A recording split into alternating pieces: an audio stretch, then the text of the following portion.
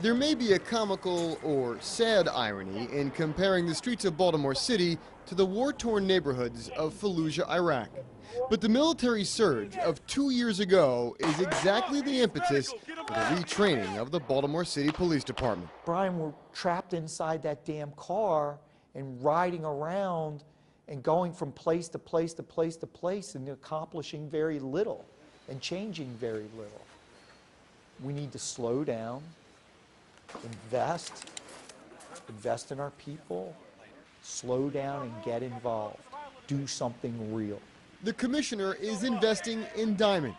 Borrowing the complete warrior theory from the armed forces in Iraq, Bielfeld is retraining his officers to believe they can be the criminal element's worst enemy and the community's best friend, role model, and diplomat.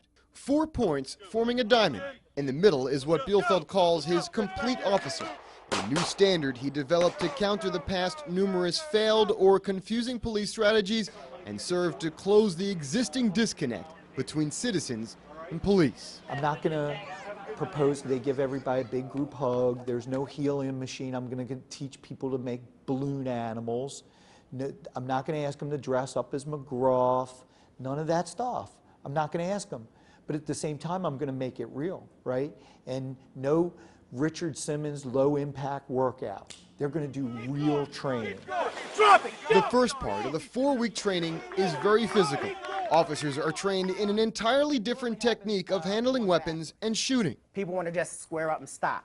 And if you want to do that, we'll help you constantly move. Lieutenant John Cromwell is the instructor, teaching officers to break away from the old sedentary shooting technique to one that gets the officers moving, firing, and more effectively countering a modern, better armed criminal. The new way is just preparing us better.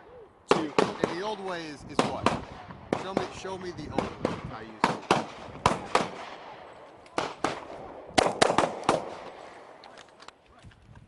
That seems to be very stationary. What you're teaching these guys here is more of a mobile Yes, sir. concept. Absolutely. What does that accomplish? It helps the officer understand that in a real police-involved shooting situation, he will be able to accurately hit what he's shooting at. So moving at the same time. Yes, while moving at the same time. Keep breathing, breathe! The firearms training is capped by a grueling obstacle course where even the most athletic officers lose their breath and their legs, combining a new shooting tactic with a demanding scenario. And that is just week 1. There is self-defense training aimed at disarming and detaining suspects without the use of excessive force. We also have a moral obligation that when we effect an arrest, not to use force brutally or wrongfully. And search and entry training using similar standard issue Glocks that shoot paint pellets.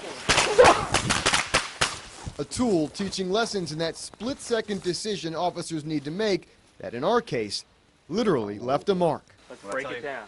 That hurt.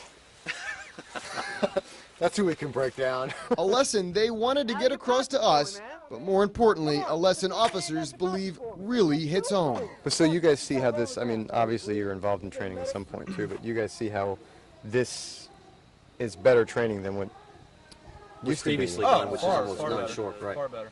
Intensity and the whole level of training has increased drastically. And there's a consequence for having poor tactics. You feel it.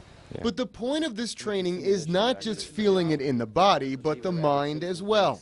Bielfeld's complete officer is a new breed, training that teaches words are just as powerful as bullets. In Baltimore. Here we go now! Come on, Frank! Brian Kubler, ABC 2 News Investigators. Pull that, Frank! Come on!